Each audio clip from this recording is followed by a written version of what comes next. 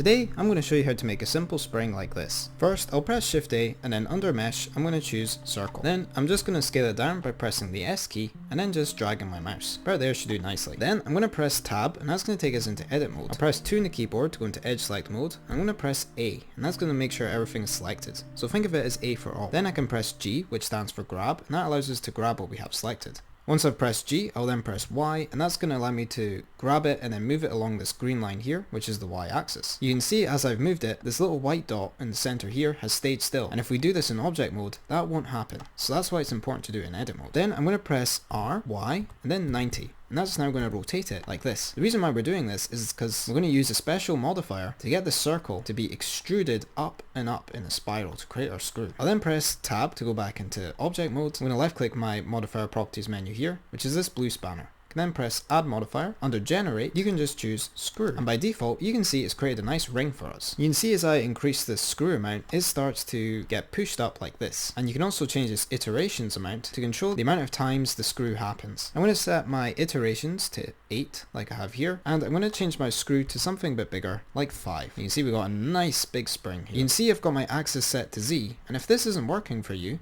it might be because you've done some moving in object mode and you need to apply the rotation. I'm in object mode and I'm going to press Ctrl A, which is going to open the apply menu, and then I'm going to apply the rotation, and that would fix any issues if you were having it. Then in this steps viewport and render, I'm going to left click and drag down quickly. You can see now I can edit both of these at the same time. I'll type in the number 32 just to make things a bit smoother. You can see that's gotten rid of a lot of the jaggedness. One last problem we have are these holes here. So what I'm going to do is save this as a spare just in case I want to edit it later. So the first thing I'll do is press Shift D, and that's going to duplicate our object. And this duplicate, I'm going to press M, and then you can see I've already got a collection called spare, but I'm just going to press plus new collection, and I'm going to call it spares, and I'll press OK, and you can see it's now been moved to that spares collection. Then you can just left click this tick box to completely remove it from our scene. Now if I left click and press G, you can see we've only got this spring in our scene. I'll then left click this arrow here in my modifier properties and choose apply. And now if I press tab to go into edit mode, you can see all of this geometry is now being applied and we can edit it. I'm going to press 2 in the keyboard to go into edge select mode, and I'm going to press alt left click on this loop here, and that's going to select the circle. Now you could just press F and that's going to create an n-gon here, but instead I'm going to press Ctrl Z, I'm going to press E and then S to extrude this inward, and we can then press face and then choose grid fill. And I'm going to press alt left click on the bottom one, I'm going to press E and then S, and again I'm going to press face and then I'm going to choose grid fill.